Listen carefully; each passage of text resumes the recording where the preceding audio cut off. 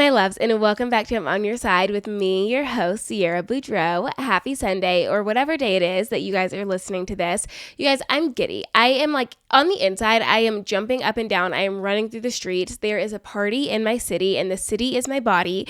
And I was trying to be super chill about it when I introed this episode. I was trying to be yeah, and how are you guys? And let's get into it. But I have news.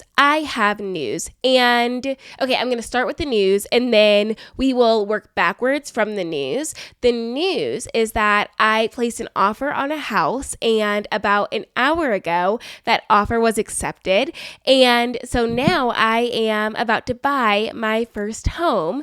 And saying that out loud, I think that it feels really surreal and really crazy because I'm 25 and just buying a house at 25 feels kind of crazy because this is not our parents' generation, right? Where buying a home was significantly easier. It is quite hard.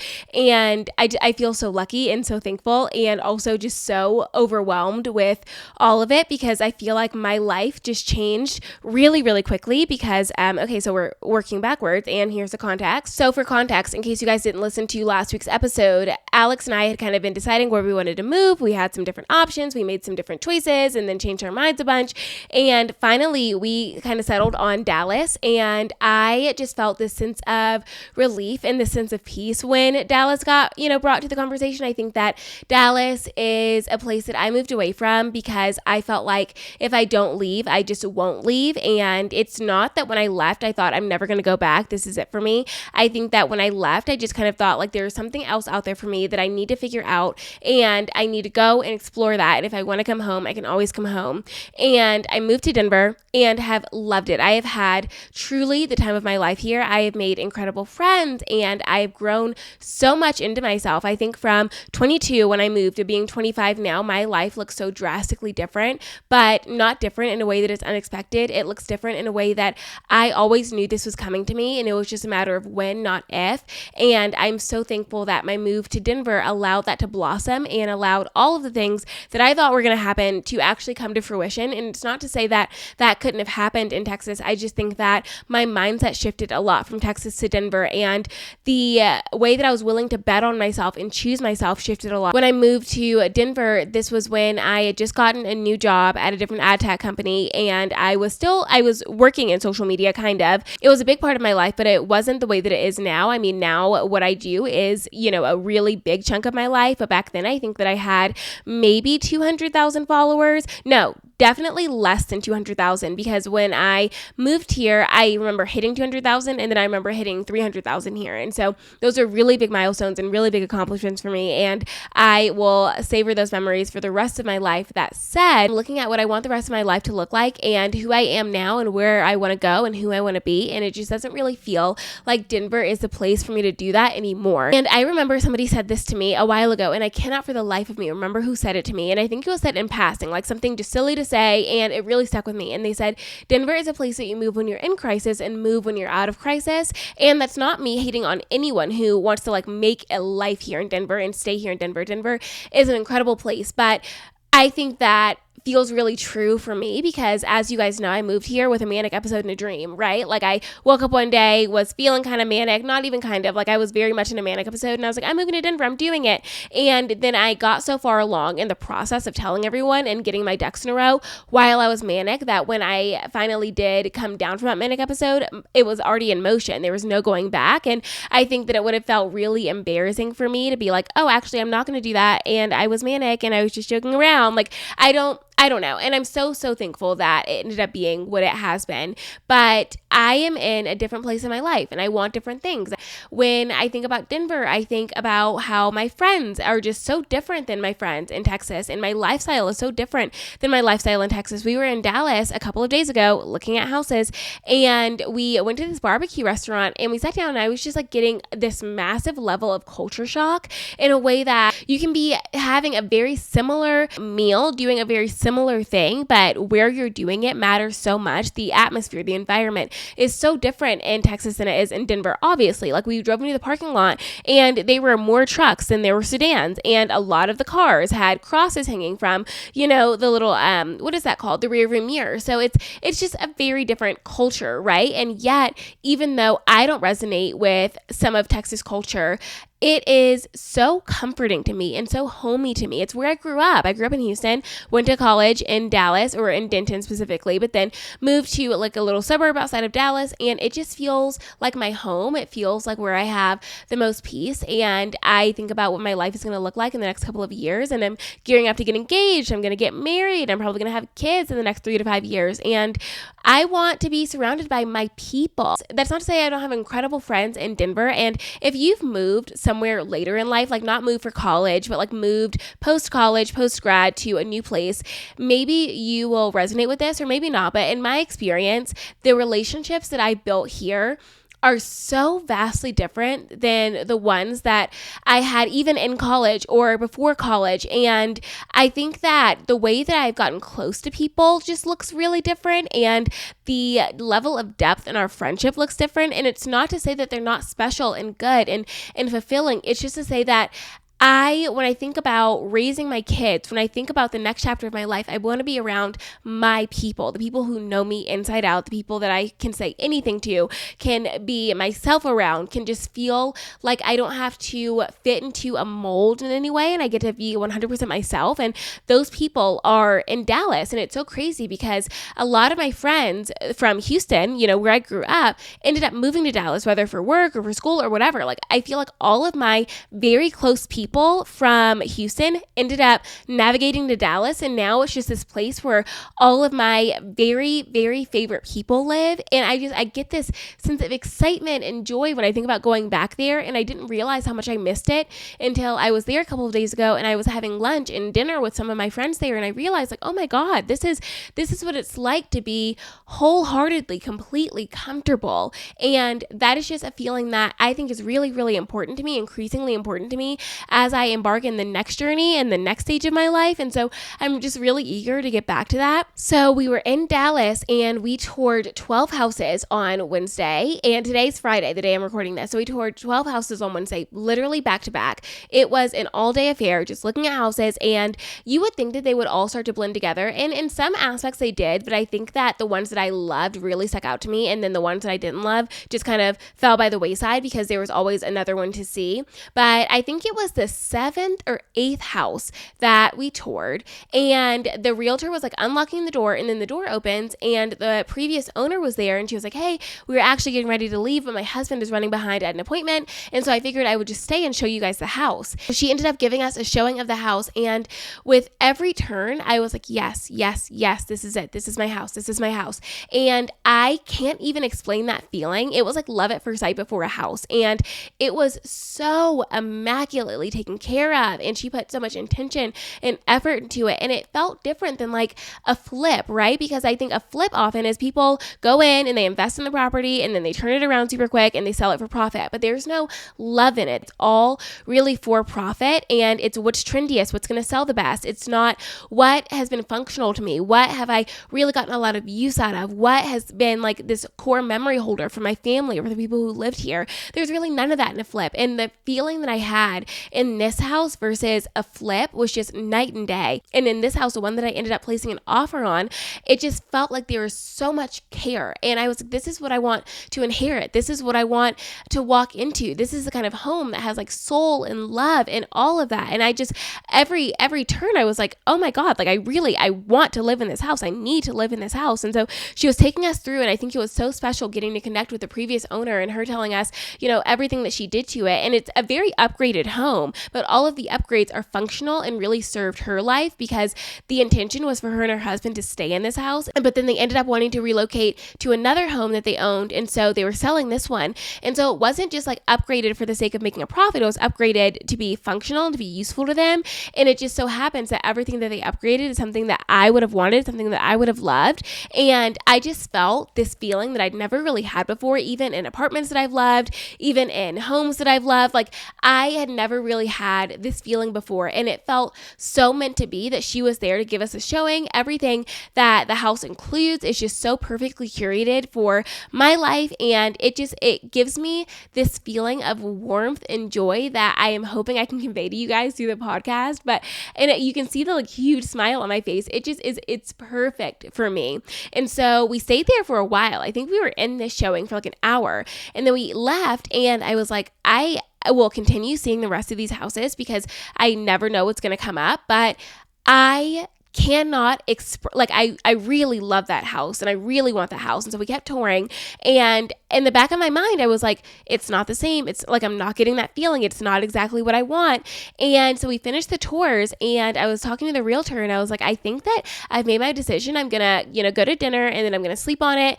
And in the morning, I will send you over kind of like my top 3 list. And so I sent them over. Of course, that one was at the top. And then there were 2 others that I would have really enjoyed living in. I loved them. They were beautiful. They were within budget. I mean, I would have been overjoyed to have those houses too, but it just didn't give me the same exact feeling. So I sent them over, and then the lender sent me over what, the mortgage, insurance, taxes, like all of that would look like. And so I got to make a more informed financial decision. And it just so happened that the house that I loved was the one that just like really worked and made a lot of sense. And so we went ahead and placed the offer on that one. And I heard back this morning that the offer was accepted, which is absolutely insane to me. I like even saying it out loud. I'm like, the offer was accepted on my first home, and not even just like this home that just, whatever. It's the one that was available. I placed an offer, it was accepted, but like my dream home. It has everything that I could want for this stage of my life, for right now and for the next foreseeable future. I fully believe that I will be so happy in this house. It's a house that I can grow a family in.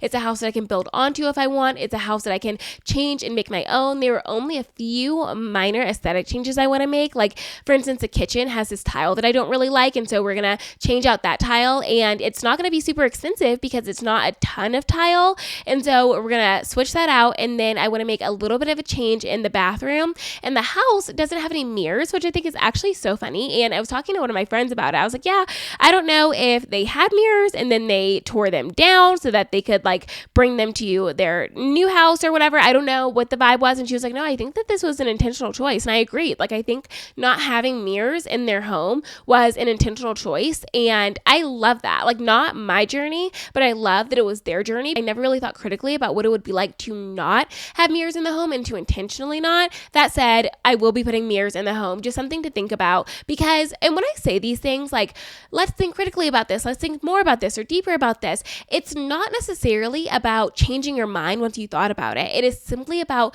actively choosing and not just passively choosing things. You can think, this is how it has been, and now that I've thought about it and I would like it to stay the same, so I'm intentionally choosing for it to stay the same. Or you can say, this is how it has been, and I'm actively realizing I want to make a change, and so something is going to be different now. It's all about the intentional choice, not the passive choice. And this is about where you live, this is about where you eat, this is about what you do, this is about who you spend time with. I mean, that can apply to every single area of your life. The intentional choice is how you're going to build the life that you want to build. So obviously, this is a really big step and a really big change in my life. It is moving away from Denver. It is moving back to Dallas. It is changing so much about what I know in my day to day, the places that I go, where I work out, where I eat, who I spend time with. All of that is about to change. And I am so excited about it, but also just there's this big unknown in front of me. And what is that going to look like 6 months from now, a year from now? Am I going to find what I think I'm going to find there? Or am I going to have to actively seek to find something else, something better? Like, what is it going to be for me? And I don't know.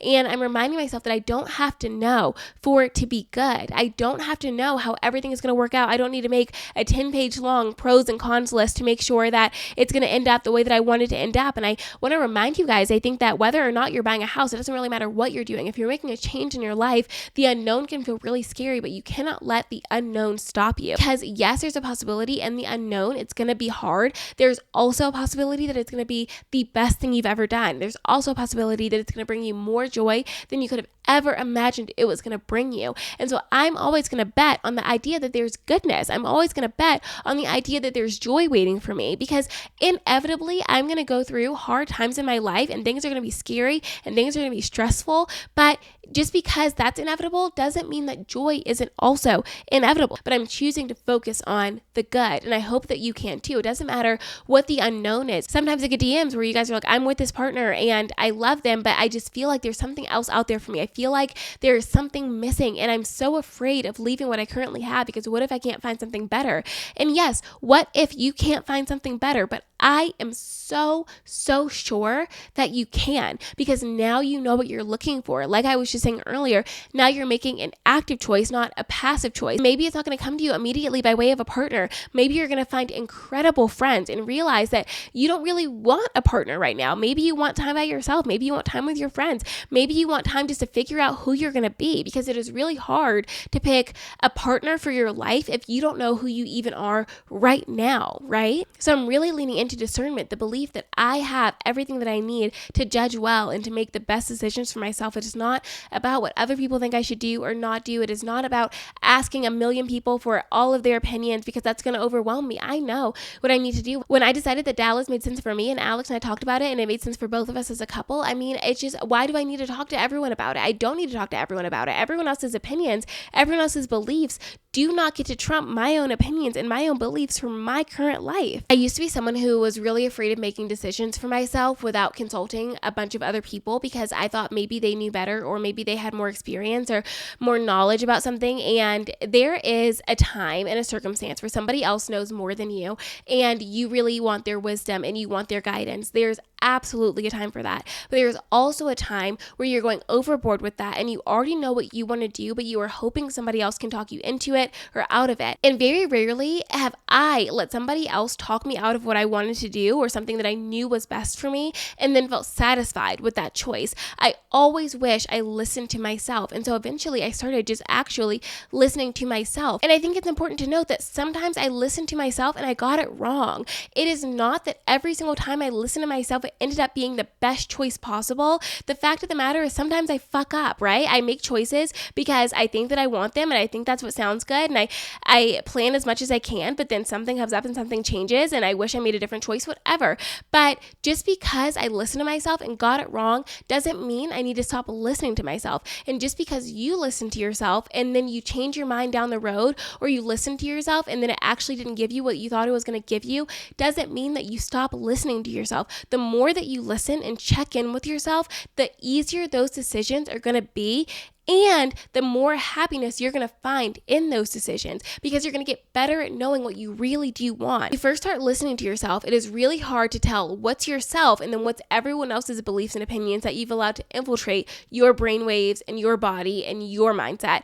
And separating that is a really long process, but the best way that I've learned to separate that is just actively going after it. Whatever I think sounds right. I'm not judging so much. Okay, where did this come from? Where did this stem from? What is that belief? I'm saying this is what I feel in the moment. This is what sounds good in the moment. And as long as it's not going to cause me or people I love immediate harm, I'm going to go after it. And immediate harm is not disappointment. It is not harmful to disappoint somebody if it means supporting and uplifting yourself. You are going to disappoint so many people when it comes to really listening to yourself and trusting yourself, because some of these people that you're going to be disappointing are used to you backing down. They're used to you fitting into the box that they've put you in. And once you start stretching outside of the box, they're going to have a lot of issues with it. It doesn't matter that they have issues with it. Would you rather an external person have issues with yourself, a person that you can actually separate yourself from, or you have issues with yourself, the person that you actively have to be every single day? You cannot separate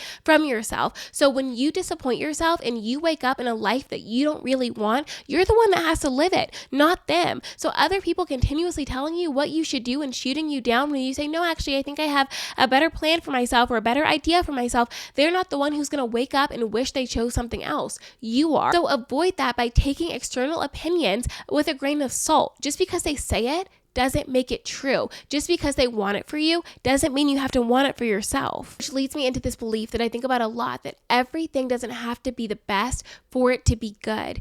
Everything doesn't have to be the best thing you've ever done, the best decision you've ever made, the best place you've ever moved, the best friend you've ever had. And you do deserve incredible stuff, joyous things, the best of the best. You really do deserve that. But just because it is not ultimately ending up being the best doesn't mean there wasn't goodness in it. Have you had a friend who was a really good friend to you, but you just didn't mesh with them the way that you mesh with your very best friend? That doesn't mean that they're automatically a bad friend. Or have you ever made a choice that didn't end up being the best choice you've ever made, but you found a lot of goodness in it and a lot of fun in it? Like, that doesn't mean it was inherently a bad choice because it wasn't the best choice. That's what I'm saying. Just because it doesn't end up being the absolute best of the best doesn't mean it needs to be degraded to being the worst of the worst. Some things can simply be good. And because it is good, you can enjoy it. And when it ceases to be good, you're allowed to leave. When and if you choose to leave, don't start to convince yourself that there is no fulfillment in it just because it didn't end up being where you stayed. Sometimes things are just for right now. The good stuff for right now, the bad stuff for right now. And just because it's for right now doesn't mean that when you carry it with you into the next things, you have to then downplay it to make room for something else to be good or for something else to be better. I think I've done that a lot of times in my life where I've moved on from a situation that was very good, that I really did enjoy and find fulfillment in. But in order for me to figure out the ranking of the next thing, I have to then demote the previous thing. And why is it that we think that there's a cap on goodness? There is no cap on goodness. A lot of things in your life can rank the same, that you liked this and you also liked this. And just because you're enjoying this new thing now doesn't mean that the thing that you previously enjoyed has to go down the ranking. That's not how it works. Make a choice for yourself and you're really excited about it and you're really hopeful and you are so eager to dive into that. Go where you are celebrated. Don't try to tell everyone in hopes that everyone is going to celebrate you the way that you're hoping they're going to celebrate you, because some people simply aren't going to do that. You need to go where you're celebrated. You need to go where you're loved. You need to go where people are going to share in your joy as if it's their joy. You deserve that. You deserve people who lift you up in the way that you want to be lifted up, right? I think that I've kind of struggled with this. I think I've had a lot of really big news happening lately and a lot of excitement happening lately, and I've been really, really careful of who I've shared that with, because not that I don't want people to know, not that I'm not proud of it, not that I don't want to tell everyone who will even pay attention to me for 5 minutes, but it's simply that there's a reaction that I want when I'm telling people big news. I want someone to, like I said, treat my joy as if it's their own. I want to be in this bubble of excitement and hope and joy. Like I want to be in that. I want to live in that for a little bit. And when I tell somebody and they have a hard time celebrating me or sitting with me in that joy, then I feel disappointed and it takes away from the goodness that I feel in that situation. And so after a little bit of time of doing that, I've started to be really careful with who I tell my good news, who I celebrate with. And it's really important who you celebrate with, because you want to walk away feeling like, oh my God, they love me and they're so happy for me and there's no jealousy or envy. There's no jealousy or envy or there's no underlying resentment. They are just happy for me. And I found that when I was telling my friends who I told about the house, that they were so happy for me and they allowed me to just sit in it and talk about it and be giddy about it. Like they wanted that from me. And when I said something, they were like, yes, and this great thing and that great thing. And when you do this, and I can't wait to see how you do that. I mean, they were so excited for me. And I deserve that. I deserve to be celebrated because I am achieving things that I've always said I was going to achieve. And I celebrate my friends in that way too. I only want to surround myself with people who I can actually celebrate and be happy for. And that can be really hard in the moment, I think. And I started to get better about this, not necessarily about like my close friends. I've never really had a hard time celebrating my close friends, but as you guys know, obviously I'm an influencer. And so I'm surrounded by a lot of influencers, like my peers, whatever, online. And sometimes I see them going on brand trips or them making these huge strides or them gaining, all these followers, whatever. And in the quick moment, I'm like, oh, I wish that was me, or oh, I'm upset, whatever. Rather than doing that immediately, before that thought even gets to fully form in my brain, congratulations. I'm so happy for you. I'm so excited for you. I sit with them in it in the way that I would hope they would sit with me in it, because just because they're achieving it now doesn't mean I'm not going to achieve it. Just because they have it doesn't mean I'm never going to have it. Matter of fact, me seeing that they can have it means that I recognize that I want it. And because now I know that I want it, I can go after it and achieve it too. We've talked about that a million times. And so reframing that instant reaction from jealousy and from envy, celebration and excitement has allowed me to actually be so much happier for people and then happier for myself, because I realize the more I celebrate other people, the more I can celebrate myself. If I recognize that even small things for them are significant, small things for myself are significant. Big things for them are full of joy, big things for myself are full of joy, right? It goes hand in hand. The way that I'm able to celebrate other people directly correlates with how I'm able to celebrate celebrate myself. I want to end with this. We all have to minimize the desire to prove ourselves to other people, right? Whatever decision you make is your decision to make. Doing things so that other people can celebrate you is different than doing things and people celebrating you. Doing things because you want the validation from somebody else is always going to lead you into this rat race, and you will never, ever reach what you want to reach. You will never be fulfilled. You cannot prove your greatness to everyone because somebody else is always going to come along and try to take it away from you. As long as you're proving your goodness to yourself, that is all that matters. Other people's opinions, as we always say, cannot trump your opinions. And trying to always fulfill other people's goals for you, other people's desires for you, is going to lead you to a place where you feel so unfulfilled and so disappointed and so let down. And yet you're going to be stuck in it until you make the active choice.